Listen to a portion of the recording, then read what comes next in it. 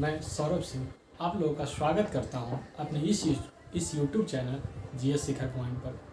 कल मेरा YouTube पर पहला वीडियो था हिस्ट्री का इंट्रोडक्शन क्लास। आप लोगों का रिस्पांस देखकर मुझे ये उम्मीद हुआ कि वो लेक्चर बहुत ही अच्छा लगा आप लोगों को।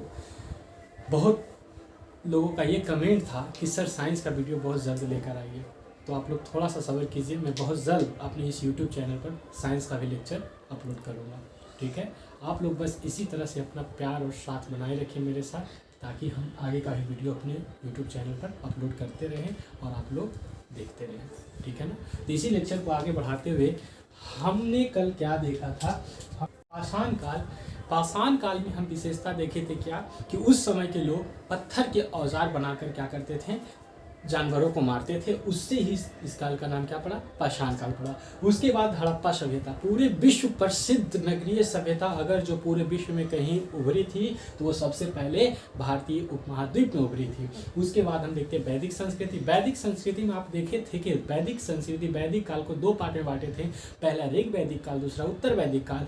ऋग वैदिक काल में लोगों का जीवन काफ़ी सरल था और वही सरल के जगह पर उत्तर वैदिक काल में बहुत सारी कठिनाइयाँ आ जाती है।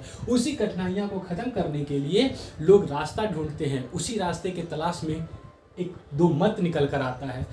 किस शताब्दी में, छठी शताब्दी ईसा पूर्व में, छठी शताब्दी में, छठी ईसा पूर्व में क्या आता है, एक दो मत आते हैं। आपको पता होगा कि छठी ईसा पूर्व में लगभग 62 नए धर्मों का उद्भव हुआ था। उसी धर्म में कौन थे, बुद्ध, जैन और इस्लाम। ये तीनों धर्म जो थे काफ़ी ज़्यादा प्रमुख थे। आप लोग आगे तब हम पढ़ाएंगे तब बताएंगे कि इसमें से बुद्ध जैन, अगर हम जैन और बुद्ध का बात करें तो बुद्ध जैन जो है एक अंतर्राष्ट्रीय लेवल का धर्म बनता है, अंतर्राष्ट्रीय, और वही जैन धर्म ये एक राष्ट्र तक ही सीमित होकर रह जाता है, ठीक है। उसी में हम आगे बढ़ें तो देखिए क्या कि विदेशी आक्रमण हुआ, ईरानी आक्रमण, यूनानी आक्रमण हुआ, फिर मौर्य काल का हम चर्चा कर रहे थे।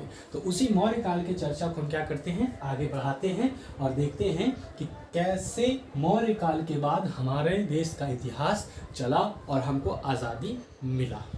तो यहाँ पे हम लोग समझे थे क्या कि ईसा पूर्व 600 BC, ईसा पूर्व 600 में हुआ क्या था कि यहीं पर बुद्ध और जैन ब्राह्मणवाद के विकल्प में एक दो नए मत का उद्भव हुआ था और वे बुद्ध और जैन थे, ठीक है ना।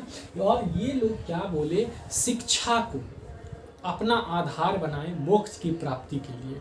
आप लोग देखिएगा कि हम कल बताए थे कि बुद्ध धर्म में क्या होता है कि बुद्ध धर्म मानता था कि मोक्ष की प्राप्ति के लिए सबसे बड़ा बाधक हमारा इच्छा है, हमारा मन है। मतलब कि हम अपने इच्छा पर कंट्रोल कर लें तो हमको मोक्ष की प्राप्ति हो जाएगी। वहीं पर जैन धर्म जो थे वे मोक्ष की प्राप्ति में सबसे बड़ा बाधक किसको माने थे, आत्मा को। और आत्मा को कहते थे कि इसको इतना ज़्यादा तड़पाओ कि ये पुनर्जन्म लेने का चेष्टा ना करे। और इसीलिए आप लोग देखिएगा कि जैन धर्म में लोग क्या नग्न रहते थे। नग्न मतलब कि ठंडा हो, गर्मी हो या बरसात हो, हर मौसम में नग्न रहते थे। इसका मतलब कि वो आत्मा को तड़पाते थे। और ये आत्मा तड़पाने का इनका जो सिद्धांत था कि फिर से पुनर्जन्म नहीं लेगा, उसी पर ये जैन धर्म आगे चला। और आगे चल के कुछ लोग इस मत को स्वीकार किए जैन धर्म के लोग, और कुछ अपने विचार में परिवर्तन लाए। तो आगे जाकर देखिएगा कि जैन धर्म दो पार्ट में बढ़ जाता है, एक श्वेतांबर और दूसरा दिगंबर।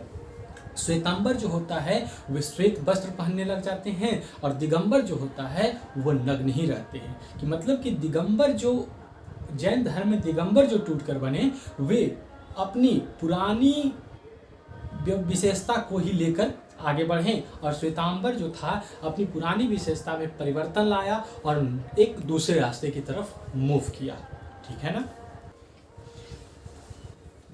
अब इसके बाद हम चर्चा करेंगे किसका, महाजनपद का। महाजनपद जो था भारतीय उपमहाद्वीप में 16 महाजनपद था, और इस 16 महाजनपद में अपनी ताकत को बरकरार करने के लिए हमेशा क्या रहता था, संघर्ष होते रहता था। और इस संघर्ष में जो फाइनली जो मजबूत बना, सबसे बड़ा बना और सब अन्य सभी महाजनपदों को अपने अंडर किया, वो एक बचा था, एक महाजनपद कौन था? मगध। अब इसी मगध को देखते हैं कि इस मगध पर शासन करने वाले अलग अलग प्रकार के वंश आए। उस वंश में एक ट्रिक है, वो ट्रिक आप लोग याद रखिएगा। हसीना की मासुका ने गुप्त रूप से उत्तर दिया। ये अलग अलग प्रकार के क्या है? वंश हैं। जैसे पहला हर्यक वंश, दूसरा शिशुनाग वंश,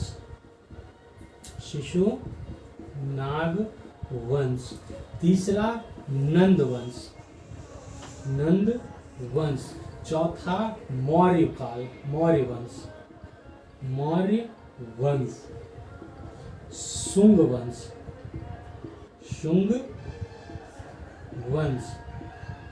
कण्व वंश, गुप्त काल, और फिर यहाँ गुप्तोत्तर काल।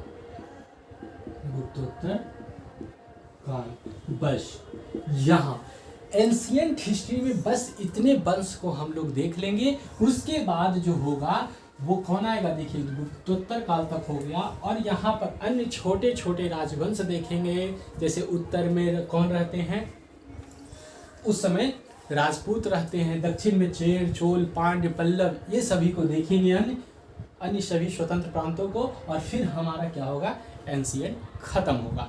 तो देखिए, अभी हम बता क्या रहे हैं कि एक इंट्रोडक्शन क्लास है, तो इसमें इन सभी को डिटेल लेकर चलने का कोई मतलब बनता नहीं है। तो इसमें जो इम्पोर्टेंट है, जिससे आपका इंट्रोडक्शन मतलब कि आपका बेसिक जो क्लियर होगा, वो इसमें क्या करेंगे हम लोग? समझेंगे।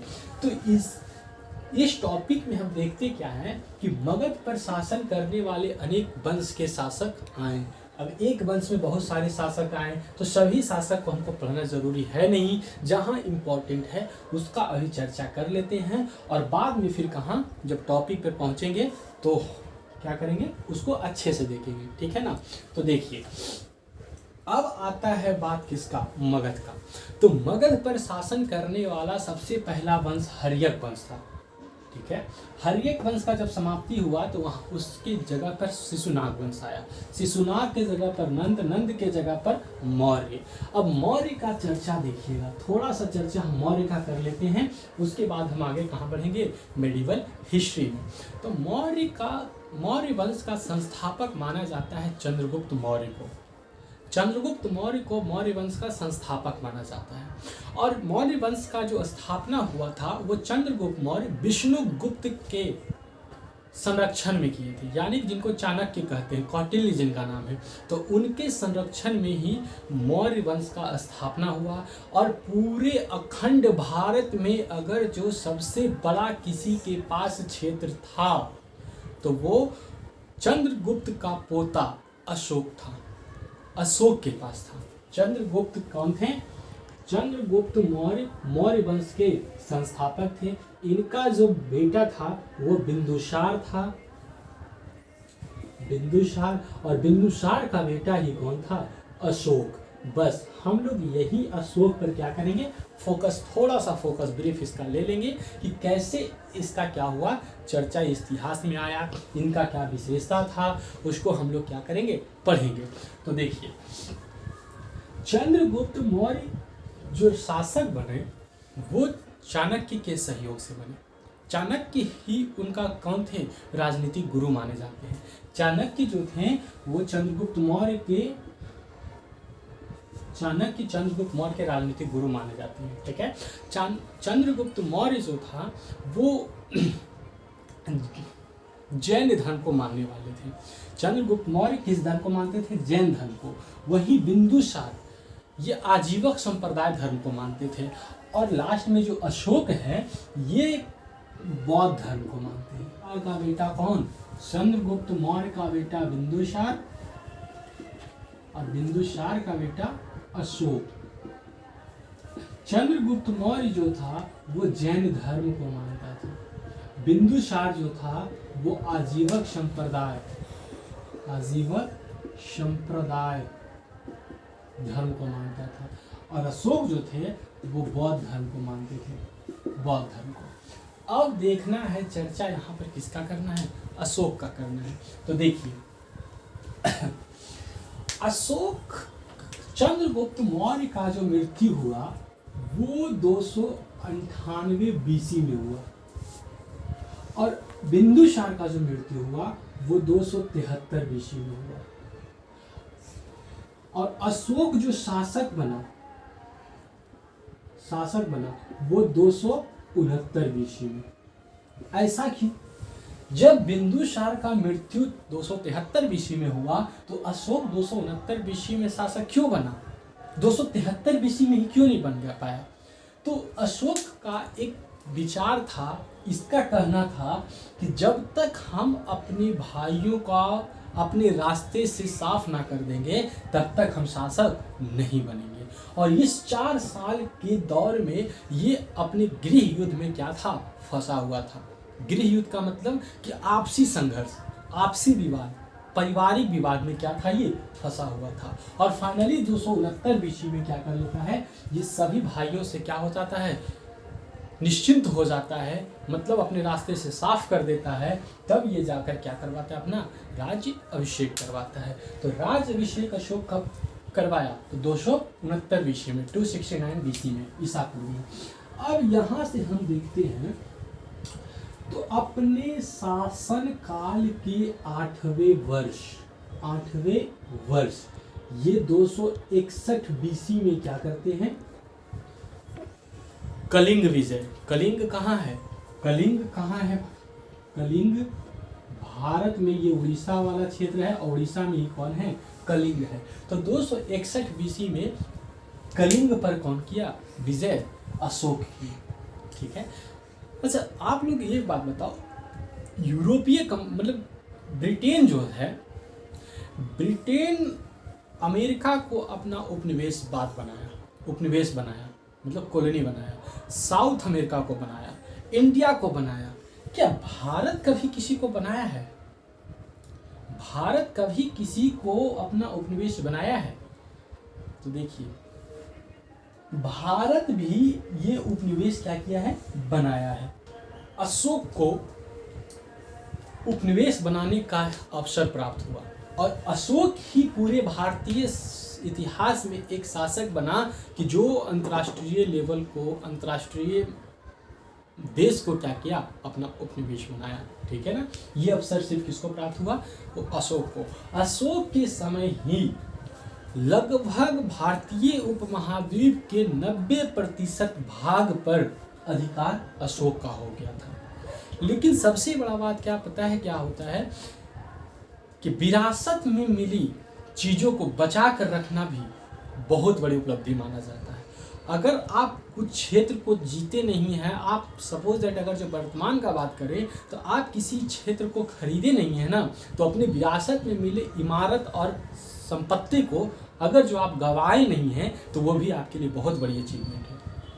जैसे हम देखते हैं कि चंद्रगुप्त मौर्य जो था वो मौर्य एक मतलब कि केंद्रीय लेवल का कौन, एक साम्राज्य का स्थापना करता है और ये बहुत सारे क्षेत्र को जीतता है चंद्रगुप्त मौर्य। लेकिन बिंदुसार का जब इतिहास आप पढ़िएगा तो ये एक भी क्षेत्र को जीतना नहीं है। लेकिन इसका सबसे बड़ा उपलब्धि ये होता है कि इसके पिता से मिले विरासत को जितना भी चंद्रगुप्त मौर्य बना कर गया था और जितना अपने मरते समय बिंदुसार को दिया, उसमें से एक भी क्षेत्र को गवाया नहीं। कौन, बिंदुसार। ये भी एक बहुत बड़ी क्या है, उपलब्धि होती है। ये भी बहुत बड़ी उपलब्धि मानी जाती है कि विरासत में मिली क्षेत्रों को अगर जो आप गवाए नहीं है तो ये आपका मतलब है कि आपके अंदर वो गट्स है। अब देखिए, अब यही चीज हम क्या देखते हैं कि जितना क्षेत्र चंद्रगुप्त मौर्य जीता उतना वो किसको दे दिया, बिंदुसार को दे दिया। बिंदुसार उस क्षेत्र को गवाए बिना ही अगले अपने पीढ़ी मतलब अपने बेटे किसको दिया, अशोक को दिया। अब क्या किया कि अशोक इस पूरे क्षेत्र में एक क्षेत्र और जोड़ लिया, और वो कौन सा क्षेत्र था?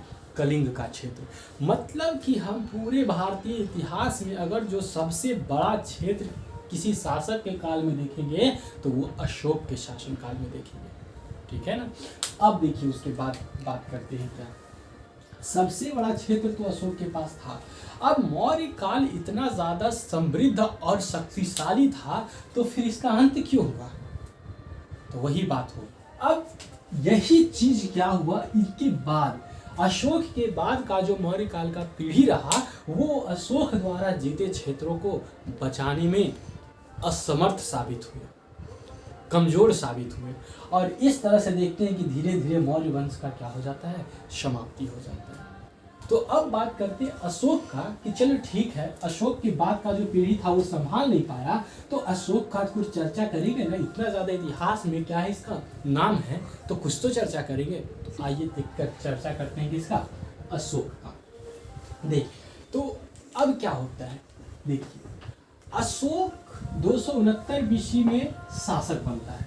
अपने शासन के 8वें वर्ष क्या करते हैं, कलिंग पर आक्रमण करते हैं, और ये कलिंग का आक्रमण ही ऐसा आक्रमण था कि जो अशोक के मतलब माना जाता है कि अशोक का एनर्जी वहां पे बहुत ही ज्यादा क्या हुआ, वेस्ट हुआ। ऐसा आक्रमण था कि मतलब कि कलिंग का आक्रमण देखकर ना, कलिंग का जो आक्रमण, कलिंग पर जो आक्रमण हुआ उसका रिजल्ट देखकर खुद अशोक का भी दिल क्या हुआ, पिघल गया।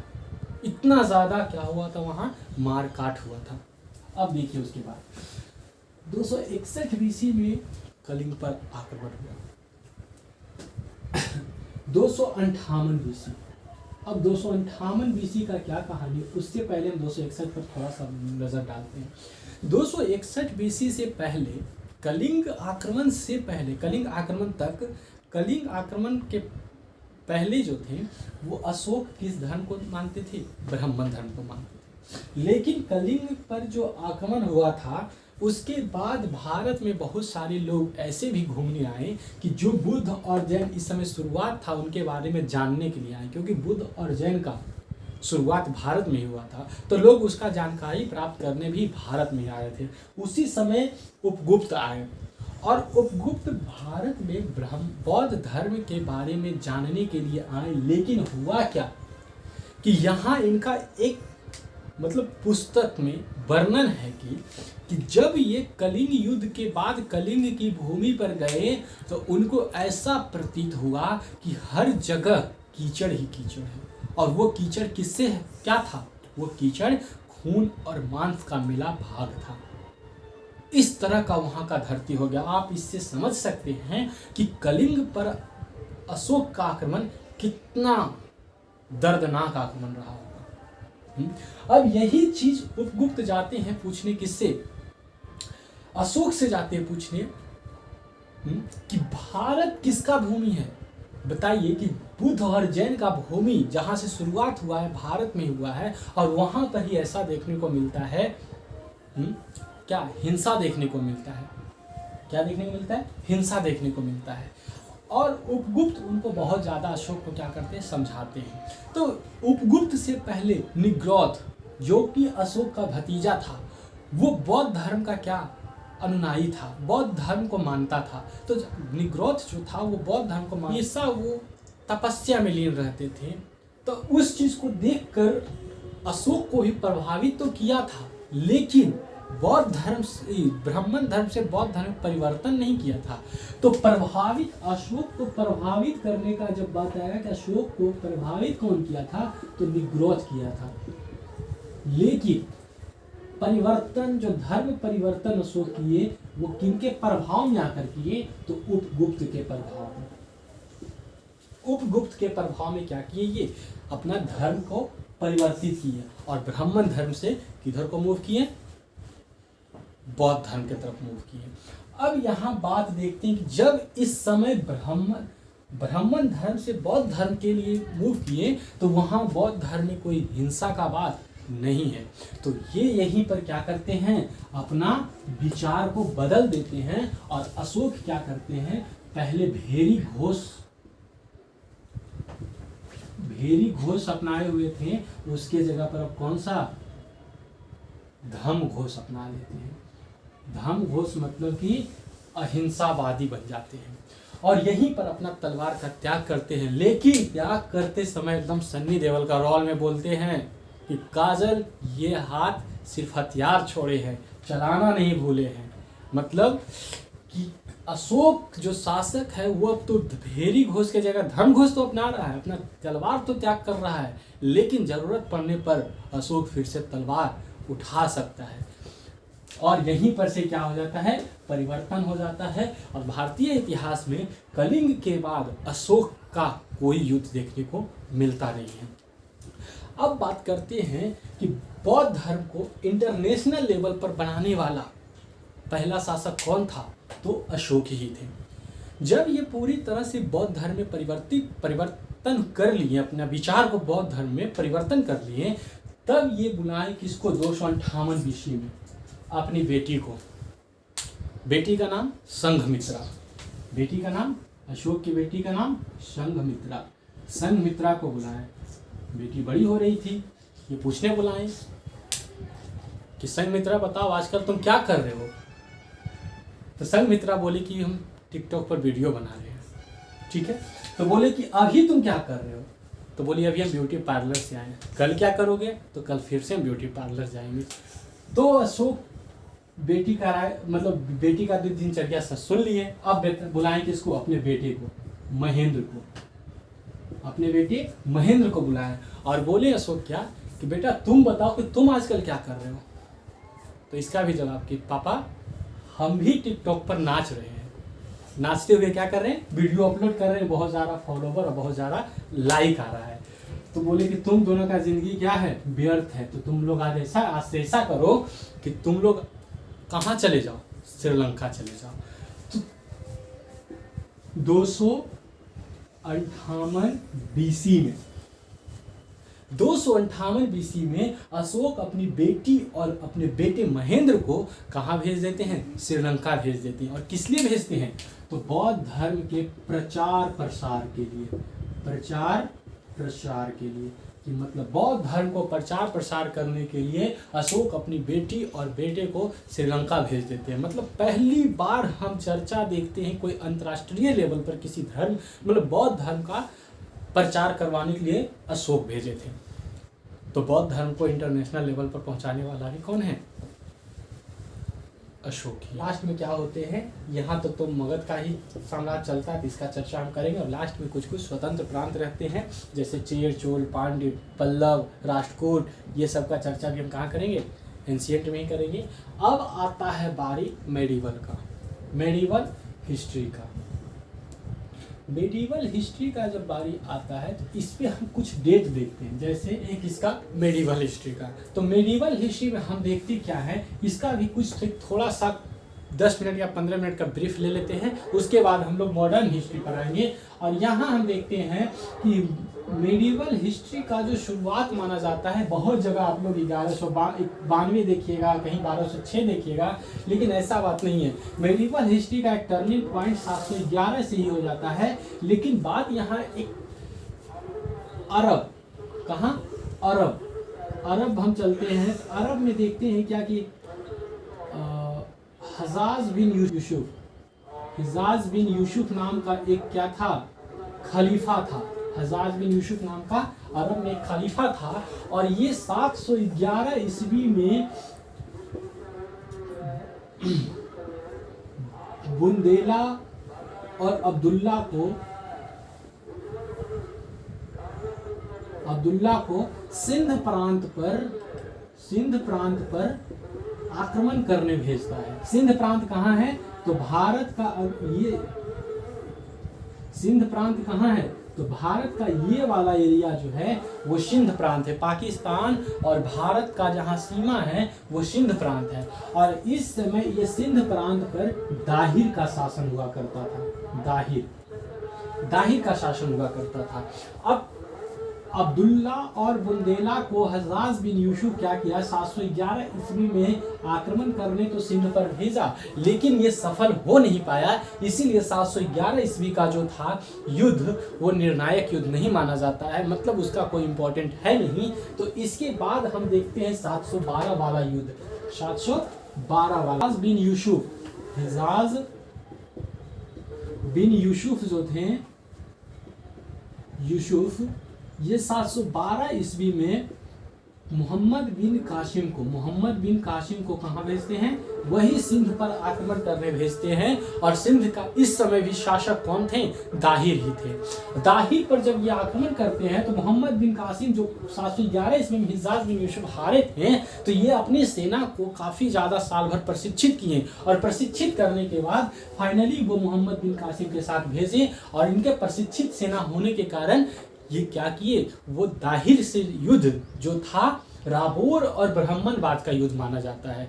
इस युद्ध को क्या, कौन सा युद्ध मानते हैं, राबोर ब्राह्मणवाद युद्ध, ब्राह्मणवाद युद्ध। और ये इस युद्ध में क्या होते हैं, ये जीतते हैं। कौन, मोहम्मद बिन कासिम। हज्जाज बिन यूसुफ का दामाद होते हैं मोहम्मद बिन कासिम। ये यहाँ भेजते हैं किसके लिए, दाहिर की दो बेटी थी, दाहिर की दो बेटी, सूर्या देवी और परमाल देवी, सूर्या देवी, परमाल देवी, परमाल देवी, इन दोनों के लिए ही भेजते हैं। हज्जाज बिन यूसुफ का कहना था क्या कि मोहम्मद बिन कासिम जाए सिंध प्रांत, वहां दाहिर को हराए, और वहां से उसकी दो बेटी जो है सूर्या देवी और परमाल देवी, उसको कहाँ लेकर आए, साथ में अरब लेकर आए। लेकिन यहाँ होता क्या है कि ये जो सिंध प्रांत था, यहाँ पर बौद्ध धर्म का बहुत ही ज्यादा वर्चस्व था, मतलब यहाँ का अधिकतर जनसंख्या बौद्ध धर्म को मानते थे। लेकिन दाहिर जो था वो ब्राह्मण था, और ब्राह्मण होने के कारण वे, अब इनका नीति जो था ब्राह्मणवाद, जो मतलब दाहिर का नीति था, वो बौद्ध धर्म के क्या थे, मतलब उनसे अलग थे। तो इससे त्रस्त कौन होते थे, वहां के जनता इनके नीति से क्या थे, त्रस्त थे। तो वो भी इस युद्ध में 712 ईस्वी का जो हुआ था, मोहम्मद बिन कासिम और दाहिर का युद्ध जो हुआ था, उसमें सिंध प्रांत के लोग मोहम्मद बिन कासिम का साथ दे दिए। तो एक तो मोहम्मद बिन कासिम का यहाँ के जनता का सहयोग मिल गया, और दूसरा उसका सेना प्रशिक्षित सेना था, और इसमें क्या किया, दाहिर को हराने में इसको कुछ नहीं लगा, और बहुत ही क्षण भर में क्या किया, दाहिर को ये हरा दिया। लेकिन यहाँ होता क्या है कि मोहम्मद बिन कासिम कुछ भी था तो वहाँ ये एक सेनापति था, और वहाँ खलीफा के अंडर ही काम करता था। तो भारत के जब सिंध प्रांत को इसने जीता, तो यहाँ की व्यवस्था, यहाँ के भोग विलास को ये भी पचा नहीं पाया, और ये तुरंत अरब जाने के बजाय ये सिंध प्रांत में ही कुछ समय रह जाता है। और जब कुछ समय बाद, महीने 2 महीने के बाद, जब ये पुनः सूर्या देवी और परमाल देवी को साथ लेकर कहाँ जाता है, अरब जाता है, तो इन मोहम्मद बिन कासिम का ससुर हिजाब बिन यूसुफ क्या करते हैं, मोहम्मद बिन कासिम को मौत की सजा सुनाते हैं, कत्ल कर देते हैं। और इनका कहन इस आधार पर कत्ल करते हैं कि उनका मानना था कि हम मोहम्मद बिन कासिम को भेजे थे सूर्या देवी और परमाल देवी को सुरक्षित और पवित्र लाने, ये इतना समय वहाँ बिताया है, तो जाहिर सी बात है कि अब ये दोनों पवित्र नहीं होगी। और इस बेसिस पर वो अपने दामाद मोहम्मद बिन कासिम को क्या करवाता है, मरवा देता है। तो देखिए यहाँ पर जो ये जो सिंध पर आक्रमण था, मोहम्मद बिन कासिम का आक्रमण जो था, मोहम्मद बिन कासिम का जो आक्रमण था, ये एक मेडिवल हिस्ट्री का लैंडमार्क माना जाता है। कि लैंडमार्क मतलब यहीं से क्या हुआ, मेडिवल हिस्ट्री का शुरुआत हुआ है। 712 का कौन सा युद्ध, मोहम्मद बिन कासिम और दाहिर का राबोर ब्राह्मणवाद युद्ध। और इस युद्ध का जो चर्चा अगर जो बोलेंगे कि इस युद्ध का चर्चा किस पुस्तक में है, तो इस युद्ध का चर्चा चचनामा में है, चचनामा में, जिसको कूफी ने लिखे हैं, कूफी लिखे हैं। कौन से साहित्यकार लिखे हैं, कूफी लिखे हैं, ठीक है। अब देखते हैं आगे का बात करते हैं। इस युद्ध को तो समझ गए कि मतलब मेडिवल हिस्ट्री में, मध्यकालीन इतिहास में सबसे पहला आक्रमण जो हुआ था वो अरबों का हुआ था, अरबों का हुआ था। इसके बाद का चर्चा हम देखते हैं क्या कि दूसरा युद्ध। तो 1001 से लेकर 1025 तक मोहम्मद गजनवी का भारत पर लगभग 17 बार आक्रमण हुआ, लगभग 17 बार आक्रमण हुआ है। कब? मोहम्मद गजनवी का। और ये गजनवी वंश के थे, गजनवी वंश के थे। ये अरबी आक्रमणकारी थे तो ये गजनवी थे, ठीक है। इनका सबसे प्रमुख आक्रमण जो हुआ था 1025 में हुआ था और सोमनाथ के मंदिर को लूटे थे। सोमनाथ कहाँ? गुजरात। सोमनाथ के मंदिर को 1025 में लूटे, 1025 में लूटे। जिस समय क्वेश्चन ये पूछता है कि गजनवी तो 1025 में सोमनाथ का मंदिर लूटे ही, लेकिन जिस समय गजनवी सोमनाथ का मंदिर लूट रहे थे उस समय वहां के शासक कौन थे? उस समय वहां के शासक कौन थे? तो वहां के शासक भीम प्रथम थे, भीम प्रथम थे। अब बात आता है 1991 में। तो 1991 में गौरी, मोहम्मद गौरी का आक्रमण हुआ था। गौर वंश के थे, मोहम्मद गौरी गौर वंश के थे। वैसे तो ये गौरी लगभग 1175 में ही भारत आ जाता है, लेकिन ये युद्ध जो करता है वो 1191 में करता है। किसके खिलाफ? तो पृथ्वीराज चौहान के खिलाफ। राजपूत का जो उस समय का इतिहास था, उस समय भी राजपूत एक दूसरे से क्या करते थे, मतलब कि संबंध बनाकर नहीं रखते थे एक दूसरे से, एक दूसरे को मतलब खुद अपने आप को शक्तिशाली देखने के चक्कर में दूसरे को समझते नहीं कुछ थे। लेकिन यहाँ पृथ्वीराज चौहान जो थे उस समय 1191 तक का जो युद्ध हुआ था, तराइन का प्रथम युद्ध, उस समय क्या किए, सभी राजपूत शासक को पृथ्वीराज चौहान मिला कर रखे। और 1191 ईस्वी में जब हुआ तराइन का प्रथम युद्ध, तो उस युद्ध में मोहम्मद गौरी को क्या बहुत ही जबरदस्त हार का सामना करना पड़ा। और इस युद्ध में जीते कौन? तो पृथ्वीराज चौहान जीते, और वो भी बहुत सारे शासक की मदद से, मतलब कि जिसमें जयचंद सबसे प्रमुख माना जाता है। मतलब पृथ्वीराज चौहान का सबसे अच्छा मित्र जो थे वो जयचंद थे, ठीक है।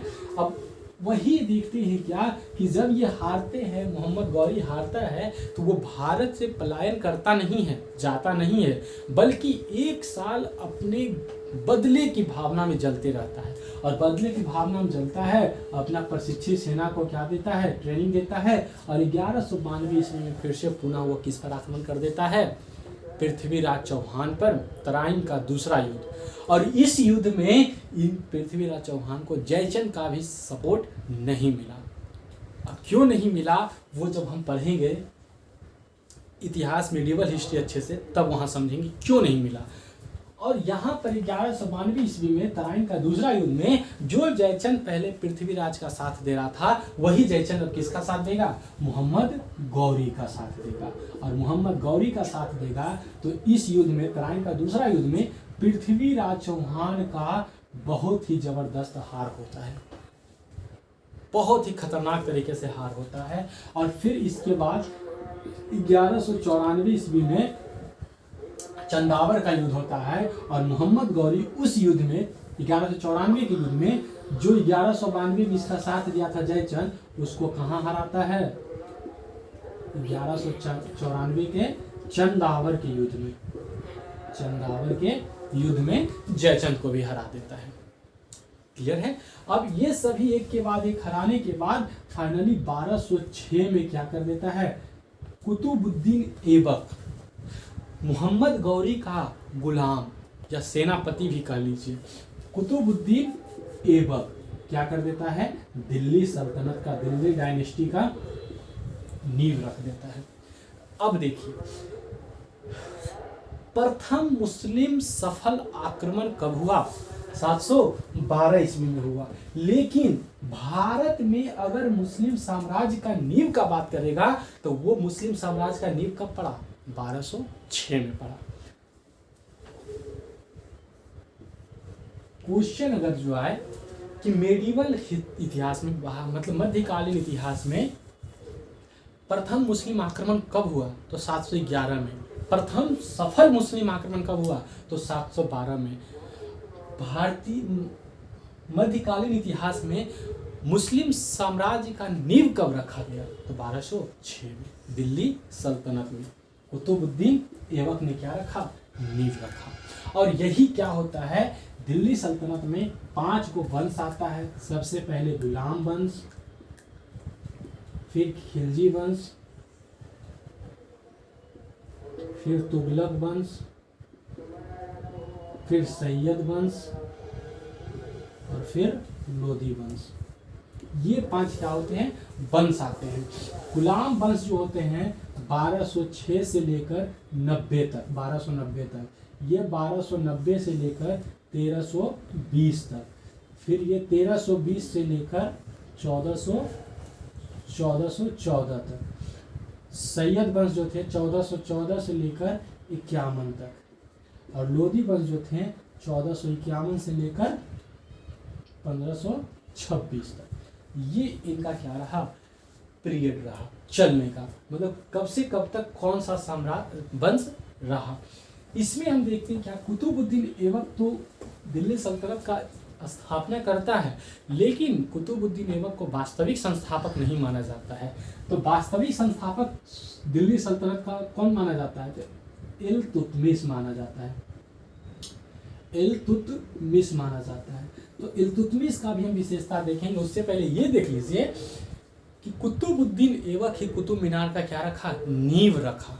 अगर आपका क्वेश्चन पूछे कि कुतुब मीनार का नींव किसने रखा, तो कुतुबुद्दीन ऐबक ने। उसके निर्माण को पूरा किसने किया? इल्तुतमिश ने। कुतुब मीनार के इमारत को पुनर्निर्माण का किसने करवाया, मतलब रिपेयर किसने करवाया? तो फिरोज शाह तुगलक ने। तो कभी कभी क्वेश्चन पूछ देता है कि कुतुब मीनार के निर्माण में किस किस शासक का सहयोग है? तो कुतुबुद्दीन ऐबक का है, इल्तुतमिश का है, फिरोज शाह तुगलक का है। ये सभी शासक का क्या है? सहयोग है कुतुब मीनार बनाने में। इल्तुतमिश, कुतुबुद्दीन ऐबक के बाद इल्तुतमिश आते हैं, और इल्तुतमिश के बाद इनकी बेटी रजिया सुल्तान आती है। रजिया सुल्तान पूरे भारतीय इतिहास में एकमात्र महिला शासिका कौन है? रजिया सुल्तान। वैसे तो ये एक योग्य शासिका थी, लेकिन इनका काम जो था वो बहुत लोगों को जचा नहीं। मतलब उस समय उलेमाओं का काफ़ी ज़्यादा प्रचलन था, और जो भी व्यवस्था बनता था, जो भी व्यवस्था चलता था, बिना उलेमा का नहीं चलता था। और ये एक महिला होकर महिला की हद से बाहर जाने लगी थी। जैसे कि सभा जब बैठता था तो वहाँ पर कोट पैंट पहनकर, टोपी पहन के आना, जो कि उलेमाओं को ऐसा सही नहीं लगता था। उनको लगता था कि शासिका है, ठीक है, लेकिन ये अपनी मर्यादा में रहे।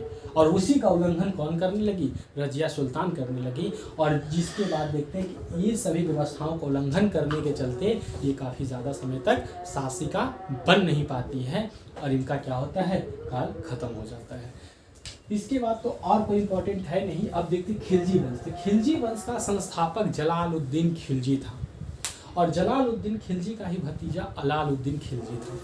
तो जलालुद्दीन खिलजी के बारे में इतिहासकार कहते हैं कि ये इतने नरम दिल के शासक थे, इतने उदार दिल के शासक थे, मतलब कि इतने उदार शासक थे कि इनका भतीजा अगर जो कोई गलती भी करता था तो उसको ये माफ़ कर देते थे। और लोगों के नज़र में ये माफ़ करने वाले नहीं, ये बेवकूफ़ साबित हो जाते थे। मतलब इतिहास हमको सीख देता है कि हम लोगों को ऐसा गलती नहीं करना चाहिए कि जो इतिहास में हो चुका है। मतलब आप देख रहे हैं कि इनकी उदारता ही इनकी बेवकूफ़ी साबित हो गया, और फाइनली लोग यहाँ सभी सही साबित हो जाते हैं, और गलत यहाँ कौन साबित होता है? जलालुद्दीन खिलजी, जलालुद्दीन फिरोज खिलजी। और उन जलालुद्दीन फिरोज खिलजी को मारते भी अंत में कौन है? अलाउद्दीन खिलजी ही मारता है। ठीक है, तो ये उनकी उदारता का ही परिणाम है कि जो उनको मौत देखना पड़ गया इतना जल्दी। अब देखते हैं अलाउद्दीन खिलजी। अलाउद्दीन खिलजी, वैसे ये नाम तो आप लोग से परिचित नहीं होगा, आप लोग काफ़ी अच्छे से परिचित होंगे पद्मावत मूवी देखकर। अलाउद्दीन खिलजी ये मध्यकालीन इतिहास का अशोक माना जाता है, मध्यकालीन इतिहास का अशोक माना जाता है। कौन? अलाउद्दीन खिलजी। ये अपने आप को सिकंदर सानी का उपाधि दिया था, अपने आप को क्या बोलता था? दूसरा सिकंदर। सिकंदर कौन? जो मौर्य काल के समय क्या किया था? आक्रमण करने के लिए आया था, झेलम नदी के तट पर आया था ना, वही सिकंदर का मतलब सिकंदर अपने आप को दूसरा सिकंदर अलाउद्दीन खिलजी अपने आप को कहता है। ठीक है, अब देखिए आप लोग एक बात गौर कीजिएगा, ये रहा भारत, ये रहा भारत। भारत में ये कौन सा पर्वत था? विंध्याचल पर्वत था। अभी आप जितना भी युद्ध देख रहे हैं ये सारा नॉर्थ इंडिया में ही होगा, यानी कि बीच में अभी विंध्याचल पर्वत है, यानी उत्तर में जो भी युद्ध हो रहा है, जो भी आक्रमण हो रहा है, उसका प्रभाव दक्षिण में नहीं पड़ता है। तो दक्षिण में इस युद्ध का प्रभाव कौन लेकर जाता है? तो सबसे पहला शासक अलाउद्दीन खिलजी, जो दक्षिण में क्या करता है? इस युद्ध को लेकर जाता है। और 1293 में ये आक्रमण कर देता है। कहाँ? दक्षिण में। दक्षिण में क्या कर देता है? आक्रमण कर देता है।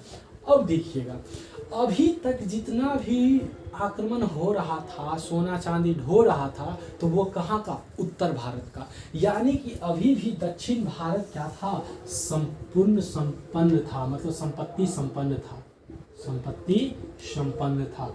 मतलब भारत को ऐसे ही सोने की चिड़िया नहीं कहा जाता था, कहा क्या जाता था? क्यों कहा जाता था? जो देखिएगा, उत्तर में ये सभी आक्रमण का प्रभाव था, तो उत्तर में लोगों को संपत्ति भी क्या होने लगा? लोगों का संपत्ति में भी कमी आने लगा। वही दक्षिण भारत में अभी ये सबसे अपरिचित थे, तो लोग काफी संपन्न थे। इस संपन्नता को देखकर मन किसका लालच हो गया? लालच से भर गया अलाउद्दीन खिलजी का। और वो 1293 ईस्वी में कहाँ पहुंच जाता है? दक्षिण में। और दक्षिण में प्रथम मुस्लिम आक्रमण कौन कर देता है? अलाउद्दीन खिलजी कर देता है। और यहाँ से इतना ज़्यादा सोना चांदी धन इकट्ठा करता है कि अब इसको लगने लगता है कि मेरे पास सफिशिएंट क्या हो गया है? संपत्ति हो गया है। यानी कि अब हम जलालुद्दीन फिरोज खिलजी की सेना को अपने तरफ कर सकते हैं। और वही ये काम करता है, दक्षिण से जो संपत्ति लूट कर जाता है वो जलालुद्दीन फिरोज खिलजी के नज़र में नहीं आता है। उसको बताए बिना ही क्या करता है? वो संपत्ति को कहीं और रख देता है और बाद में पूरी सेना को अपने तरफ करके फिरोज खिलजी को क्या करता है? मरवा देता है और खुद शासक बन जाता है। यही हुआ था अलाउद्दीन खिलजी। अलाउद्दीन खिलजी का एक और आप देखिएगा आक्रमण, चित्तौड़ आक्रमण, चित्तौड़ आक्रमण, पद्मावती, चित्तौड़ आक्रमण में पद्मावती के कारण 1540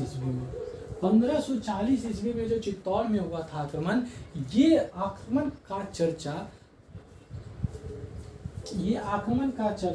मलिक मोहम्मद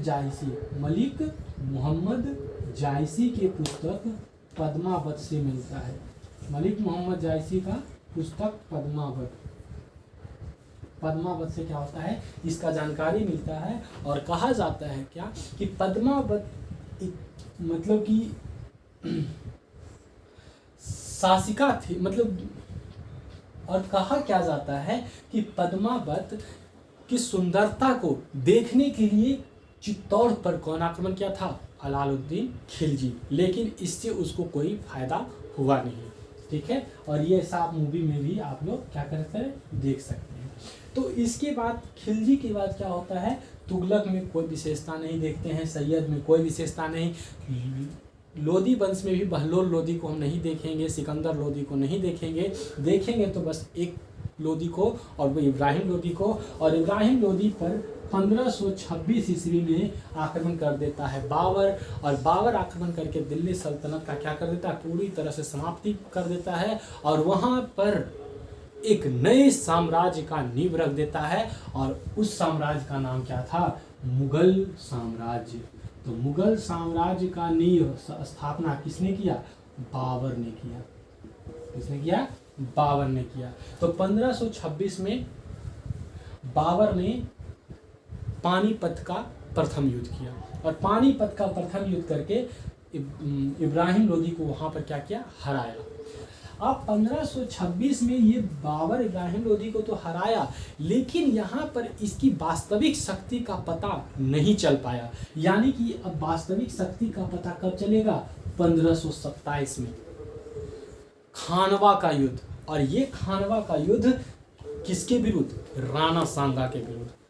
जब राणा सांगा का नाम सुना बाबर का सेना, तो वो पहले ही इनकार कर गया कि हम किससे नहीं लड़ेंगे, राणा सांगा से नहीं लड़ेंगे। यानी खानवा का युद्ध लड़ने से इनकार कौन कर दिया?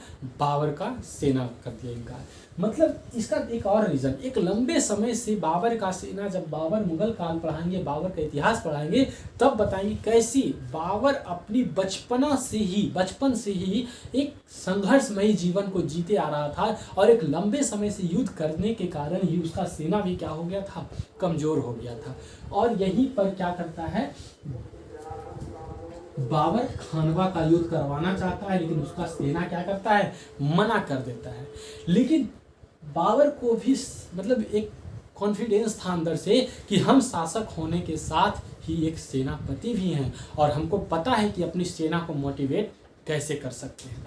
तब यहीं पर बाबर सबसे पहले बाबर 1527 में सबसे पहले खानवा के युद्ध में जिहाद का नारा दिया। ये क्वेश्चन हमेशा पूछता है कि बाबर द्वारा जिहाद का नारा सबसे पहले किस युद्ध में दिया गया? तो खानवा के युद्ध में। जिहाद मतलब क्या होता है? जिहाद मतलब होता है कि गैर मुस्लिम देश को, गैर इस्लामिक देश को इस्लामिक में बदल देना। यही होता है क्या? जिहाद का नारा होता है। और जिहाद का नारा सबसे पहले खानवा के युद्ध में कौन दिया? बाबर। 1526 ईस्वी में पानीपत का युद्ध किया, 1527 ईस्वी में खानवा का युद्ध किया, 1528 ईस्वी में घाघरा का युद्ध किया, 1529 ईस्वी में चंदेरी का युद्ध किया और 1530 ईस्वी में इसका आकस्मिक मौत हो जाता है। मौत का सबसे बड़ा कारण बताया जाता है कि इसके बेटे हुमायूं को एक बीमारी हुआ था और बाबर क्या किया कि अल्लाह से दुआ किया कि मेरे बेटे की बीमारी क्या हो जाए, मेरे अंदर आ जाए और वो पूरी तरह से स्वस्थ हो जाए। और ऐसा ही मतलब इतिहासकार बोलते हैं कि ऐसा ही हुआ कि मतलब हुमायूं स्वस्थ हो गया और जब वो स्वस्थ हुआ उसी समय पता चला कि बाबर को वही बीमारी हो गया और उसी बीमारी से त्रस्त होकर कौन मरा? बाबर मरा।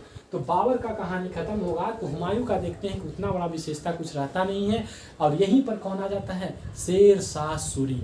शेर शाह सूरी जिसका बचपन का नाम फरीद रहता है। क्या नाम रहता है? फरीद। शेर शाह सूरी का बचपन का नाम फरीद है।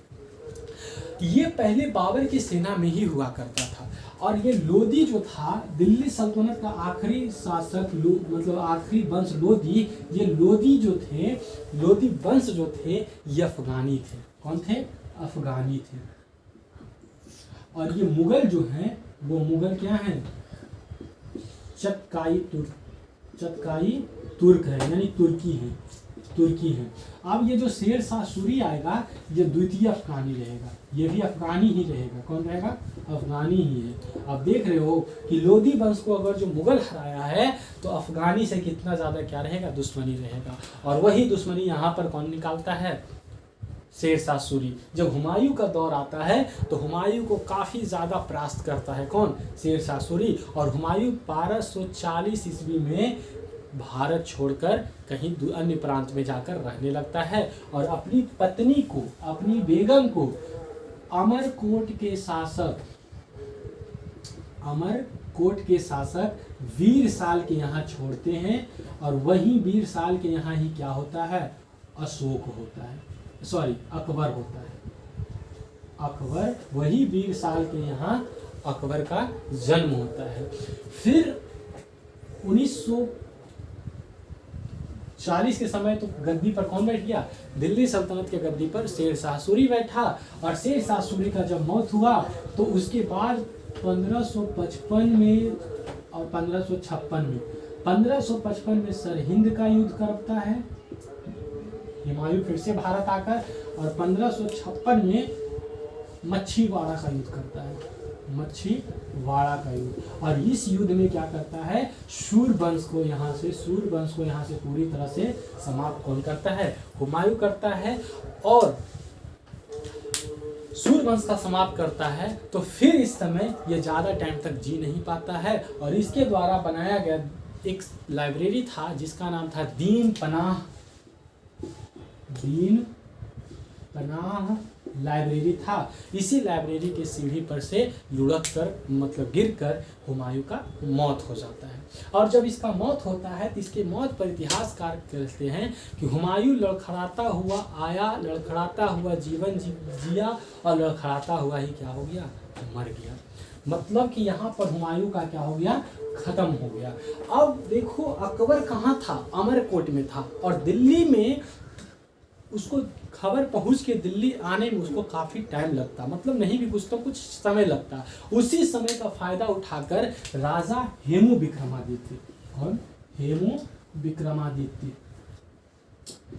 राजा हेमू विक्रमादित्य क्या करता है, दिल्ली मुगल काल के गद्दी यानी दिल्ली के गद्दी पर बैठ जाता है। तो ये क्वेश्चन आप याद रखना, मध्यकालीन इतिहास में, मध्यकालीन भारत के इतिहास में एकमात्र हिंदू शासक जो गद्दी पर बैठा था, एकमात्र प्रथम बोलिए या अंतिम बोलिए, बस एक ही था, वो हेमू विक्रमादित्य था। और हेमू विक्रमादित्य के साथ जब अकबर अमरकोट से आता है तो अकबर और हेमू के बीच एक युद्ध होता है जिसको बोलते हैं पानीपत का दूसरा युद्ध, 1526 ईस्वी में। और इस युद्ध में हेमू की आंख में तीर लगने से इसका क्या हो जाता है, मौत हो जाता है।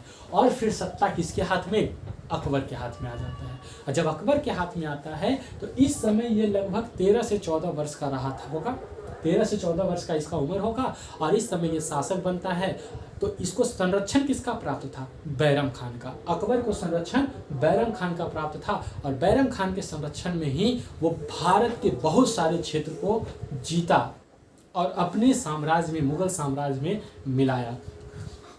इसके बाद क्या देखते हैं, अकबर का कहानी इसी तरह 1556। अब अकबर ही क्या था कि मध्यकालीन भारत में एक अलाउद्दीन खिलजी और अकबर क्या है, हम लोग को पढ़ना है। अकबर का जब दौर खत्म होता है और ये काफ़ी लंबे समय तक चलता है, 1605 तक इसका लगभग शासनकाल रहता है। तब 1605 में इसका शासनकाल रहता है तो इसके बाद इसका बेटा जहांगीर का बेटा शाहजहां और शाहजहां का बेटा औरंगजेब आता है। और औरंगजेब का मृत्यु कब होता है, 1707 में होता है। इसके बाद भी मुगल के कुछ अन्य 10 और शासक आएंगे और वो फाइनली मुगल जो खत्म होता है वो 1857 में आखिरी शासक कौन रहते हैं, बहादुर शाह जफर द्वितीय, जिसके समय 1857 का क्रांति हुआ था। और यहीं पर क्या हो जाता है, पूरी तरह से मुगल का समाप्ति हो जाता है। तो ये हो गया आपको मेडिवल का एक ब्रीफ इंट्रोडक्शन। अब बात करते हैं किसका, आधुनिक भारत का। तो आधुनिक भारत में कुछ तो ऐसा, ये तो सेक्शन तो बहुत इंपॉर्टेंट है लेकिन अभी इंट्रोडक्शन क्लास में इस पर ज़्यादा हम कुछ बता नहीं पाएंगे, बस 3 से 4 मिनट देख लीजिए। सबसे पहले क्या होता है, जिस समय मध्यकालीन इतिहास चल रहा होता है उसी समय 1498 ईस्वी में कौन आते हैं, वास्को डी गामा आते हैं। वास्को डी गामा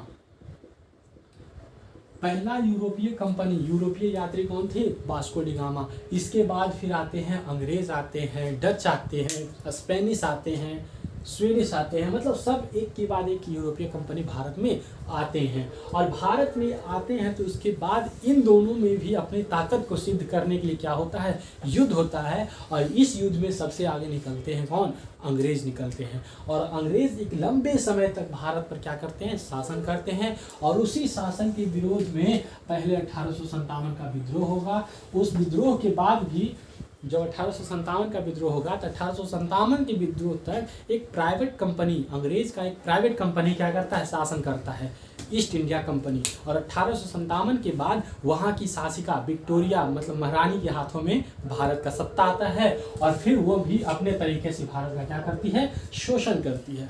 और इस शोषण में करने के बाद जब सर से ऊपर पानी जाएगा तो क्या होगा, लोग अपनी स्थिति को मतलब अपनी स्थिति को फिर से क्या करते हैं लोग, मांग करते हैं। और इसी मांग में क्या होगा कि आंदोलन होगा, और आंदोलन में महात्मा गांधी क्या रहेंगे, सबसे मुख्य भूमिका में रहेंगे।